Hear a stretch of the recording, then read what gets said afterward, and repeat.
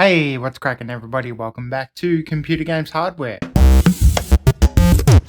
Can you believe it, guys? The year is just blazing through. So let's take a look at some of the games releasing in April. At number 7, we have Loretta. This title is a psychological pixel art 2D psychological thriller type game which makes the player an accessory to the heroine's crimes, leading her through a self-crafted nightmare. Loretta's story revolves around a woman handling betrayal, her husband's infidelity, and reclaiming her agencies during the socially tumultuous 1940s. So this title looks pretty interesting. The trailer has that sort of 1940s type of music to it. It's really stylized, but it's got a bit of gore and horror, and it even looks a little bit sexy. So there's a couple of interesting features to this game. So you can decide if Loretta's story remains a web of deceit or crescendos into bloody murder through dialogue and discovery.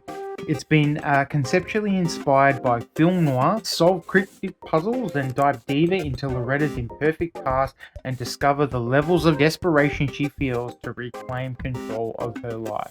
This game is already available on PC. It's been available since February on PC, releasing on Nintendo Switch, PS4, PS5, Xbox One, Xbox Series X and X on April 11th. So be sure to check that one out. Looks like a really interesting and weird title. Alright, at number 6 we have Halibut. I've really been looking forward to this game. It's been a long time in the making, and this game is a totally handcrafted claymation animation type game. So it has been handcrafted. It's been 250 years since your home, an Ark-like spaceship, fled Earth on the verge of Cold War to find a habitable planet to preserve the human race. You are Harold, a young lab assistant from the ship's lead scientist, Janine Manure. While most of the ship's inhabitants have reconciled themselves to a life on board the sunken ship, Metria still works tirelessly to find a way for the ship to leave the planet and find a new, drier home. But the weird and wonderful diverse people of Fedora keep Harold busy too. So this game features unique stop-motion aesthetics. Every element in Halibut is a tactile and meticulously handcrafted using traditional sculpting and modeling making techniques. It features a full range of voice acting. All of the Fedora's wonderful inhabitants come to life with full English voiceover, elevating the game's narrative to a cinematic experience. An expansive character ensemble meet a variety of unique characters and get to know their personalities, quirks, and stories through meaningful conversations. A riveting cinematic storyline journey through the captivating narrative, underscored by a carefully orchestrated script that blends drama, humor, and suspense. And this game really has like a Life Aquatic style quality to it, so that's what drawed it to me in the first instance. It's got a Life Aquatic with Steve Zissou aesthetic, which really appeals to me. I love all those types of films. So if you're a fan of cinema and Wes Anderson, this game looks like it has a Isle of Dogs aesthetic with Life Aquatic with Steve Zissou sort of storyline. So that puts it pretty high up on my playlist. I'm really looking forward to this one. Halibut is releasing on PC, PS5, and Xbox Series X on April 16th. Alright, at number 5, we have Tales of Kenzera Zao.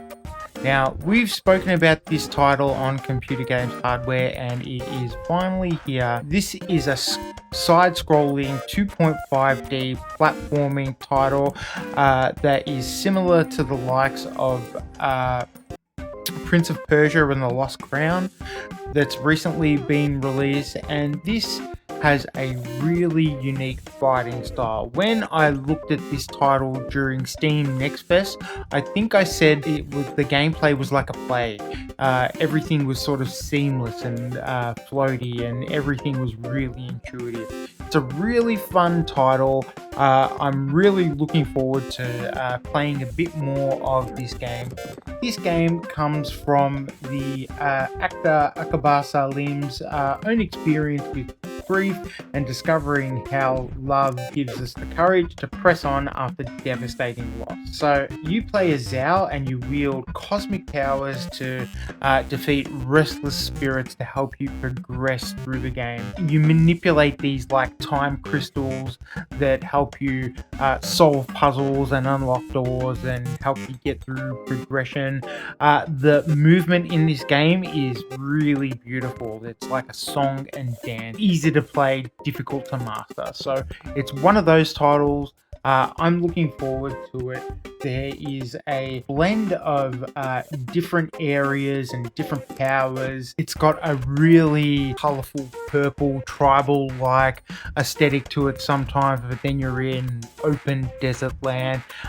There is a compelling story to go along with Tales of Kenzera Zhao, and one of the cool mechanics is you get different masks. Like there's elemental masks like the moon mask and the sun mask, and all these different types of things to help you with the progression of your journey. So Tales of Kenzera Zhao will be releasing on Switch, PC, PS5, Xbox Series X and X on the 23rd of April. So check that one out. Alright, next up at number 4 we have Eiyuden Chronicle 100 Heroes. Now, this game has an interesting story. Eiyuden Chronicle 100 Heroes became the #1 funded Kickstarter video game of 2020, thanks to the phenomenal support of the community. And 505 Games have honoured its Kickstarter to publish this game when it hit its benchmark. So here we are. This looks like a pretty interesting title. It's a turn-based action JRPG, which has a really interesting aesthetic. So Eiyuden Chronicle has the 2D sprites on 3D background type of look to it, but it looks really done well in this title. It looks better than I've probably seen this done before. I'm just browsing through the Steam screenshots at the moment, and the way they've done it made it look really fantastic. So it's got shadows and everything like that, so it doesn't look like 3D background with slapped on sort of 2D sprites. It really looks like that the characters take place in and live in the world. So that's really exciting to see. There's also 100 playable characters. So you start off with 3 different characters, and from what they look like your standard like soldier type. Like if you look at it like D&D, it's the soldier, mage, and the elf type of setup. You know, you've got the forest person, you've got the magic person, and then you've got the warrior. So that looks like that's the setup. But so somehow these 100 heroes that you come across all factor into the story somehow. So it looks like it's going to be a pretty big story with lots and lots of content. As I said, this is a Kickstarter title, and it looks like there are a lot of people looking forward to this title. So I'm excited to check it out and see if it fits in the pantheon of the 2.5D sprites with 3D background JRPG sort of pedigree. It will be interesting to see. I'm looking forward to it. I think it looks pretty cool. So that is Eiyuden Chronicle 100 Heroes. God, I hope I'm saying that right. Please let me know in the comments down below if I'm saying that right. And apologies if I'm butchering it. It's not my intention. Shout out if I've got that right. Thanks. Is releasing on PC, Switch, PS4, PS5, Xbox One, and Xbox Series X and S on the 23rd of April. Alright guys, next up at number 3 we have SaGa Emerald Beyond. And to be honest, I can't believe that they're still making these titles. These things are almost as old as I am. So, originally for the Nintendo Game Boy, it was an attempt to bring like the JRPG to the handheld market. And surprisingly, these games have endured and they're still releasing them. So, forge your own tale in the latest standalone entry in the SaGa franchise. SaGa Emerald Beyond brings together the very best elements of the beloved series to offer each player their own unique gameplay experience. SaGa Emerald Beyond features 17 unique worlds from the Junction, either led by the Hand of Destiny or by a path forged by your own choice. Discover the completely different cultures and landscapes, ranging from densely developed forests of skyscrapers and a green and luscious habitat covered in plant life, to a world governed by 5 witches, 1 ruled by vampires, just to name a few. There's an eclectic class of 6 characters you can choose from, with all different and diverse backgrounds, as they venture through the myriad of worlds for their very own personal reasons. One, you've got a human on a mission to protect the barrier of defending the city. Another, a witch trying to regain her lost magic while maintaining her disguise as a schoolgirl. And yet another vampire lord out to regain his crown, to reclaim the throne as the rightful king of his world. So SaGa Emerald has the greatest number of branching plots in any game of the SaGa series. The story branches abundantly depending on your choices and actions. Every time you visit a world, the story will evolve, allowing the protagonist and the player to alike to discover all these new possibilities. And further, the action has been the combat system and the strategic timeline battles of the SaGa franchise. So SaGa has the strategic turn-based timeline battles similar to the turn-based combat in Final Fantasy VII, and I believe that SaGa could be a spin-off of one of the Final Fantasy games, I believe. Don't quote me on that, but so that's sort of what you're in for with this type of title. I haven't played one of these in a hell of a long time. It's really interesting to see that they're still making these, and they seem to be as popular as ever. So as the story unfolds, it becomes a tale of your own, and not only affecting the path you walk, but also the multiple potential endings that await each protagonist. The new combat system adds more drama than ever before, allowing you to support party members, interrupt enemy actions, and use untied attacks by strategically manipulating the order of ally actions. The characters that join you, the weapons that you yield, your party formation, and your tactics in battle, everything is up to you. So this looks like a pretty interesting entry into this long-running series. You've got 6 characters developed by Square Enix, so you know that it's got that JRPG pedigree. SaGa Emerald Beyond is releasing on the 26th of April on PC. Alright guys, we're almost there, but before we get on to number 2, big thank you to everyone who's been watching the videos, liking, sharing and subscribing. I really appreciate it. So if you're not subscribed yet, please smash that like button, give us a like, and watching the videos really helps me out. Alright, at number 2, do you guys remember Briad? Briad is set to get its remaster on the 30th of April 2024. This is another title that's been a long time coming. It was originally set to be re-released in 2020 and it was delayed by many years. I think the pandemic might have had something to do with that. The anniversary edition of Briad is finally coming out with an extra 15 hours of developer commentary. They hand repainted the graphics by the original artist David Hellman. It's got improved sound, new mixes and variants of the soundtrack by Martin Stig Anderson, who's also done Control and Inside, and Hans Christian Koch. animations with extra frames for smoother in-game motion, the ability to switch back and forth between the old and new Briad on the fly, similar to the Tomb Raider remastered edition. And then it's got these 15 hours of commentary featuring all the players in the Briad lexicon. So you might remember this game. This was one of those games that was featured in Indie Game, the movie, that documentary about Indie Game, and it featured like Fez and Super Meat Boy and Braid and all these other really exciting titles. That little period in the early 2000s was a really awesome time for indie games. If you haven't played Braid, this is going to be a awesome way to play this game.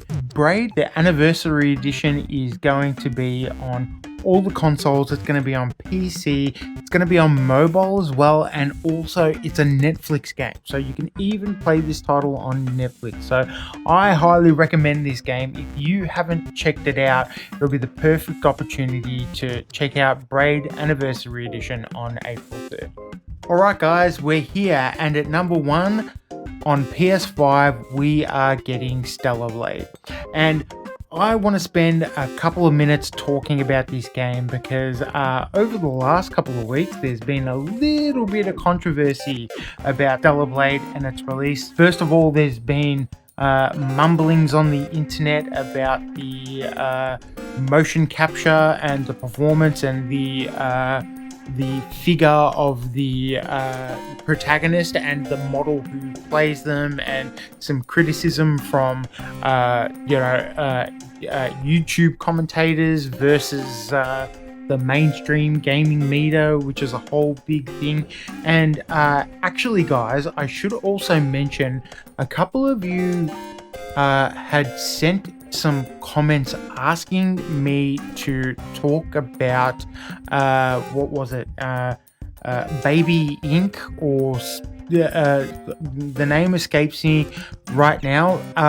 It was tied in with the release of Stellar Blade, which had this massive controversy about it. And basically these gaming consultants called Baby Inc or something, or Sweet Baby or something like that, had been influencing game developers to produce their content a little bit differently, or they were engaged by certain developers, and something happened on Steam where they tried to cover up a list of the games that they were involved in because people were wanted to actively avoid them.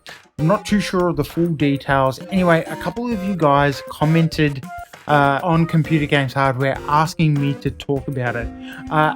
Enough to make me believe that it was scams, like it was a YouTube scam, because I hadn't heard anything about this, and all of a sudden I was getting comments saying talk about Sweet Babies and this and that. So obviously it looked like YouTube trolling, and it was only in the last couple of days that I realized you were asking me to talk about these issues. So look, I deleted those comments, and I apologize if you are someone that genuinely wanted to hear my take on that.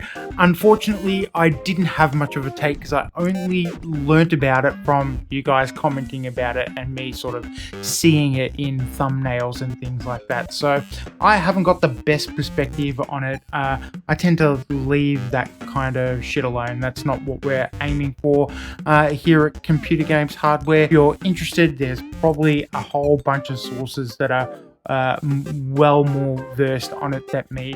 If you would like to have more of that social commentary here on Computer Games Hardware, let me know in the comments down below. Apologies about that. I genuinely thought I was being trolled because I didn't know anything about it. So you wouldn't have wanted to hear my take on it at that time anyway. But here we are. Stellar Blade is finally set to be released.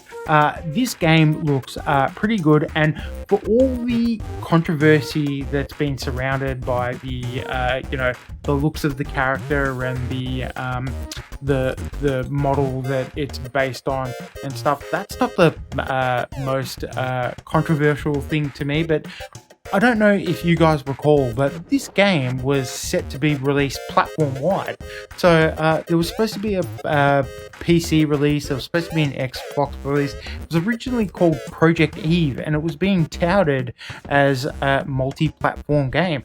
Somewhere down the line, it became a PlayStation exclusive. So I think that's the real tragedy here, that this game's not accessible to everyone, because I think it's got a little bit for everyone here. It's sort of got like a Resident Evil aesthetic mixed in with a Souls-like, maybe even a Jedi Survivor type level of difficulty action RPG that seems to be piquing a lot of people's interest. Now, there was also a little bit of controversy when the demo was released and taken down by accident, and then re-released only at the end of last week.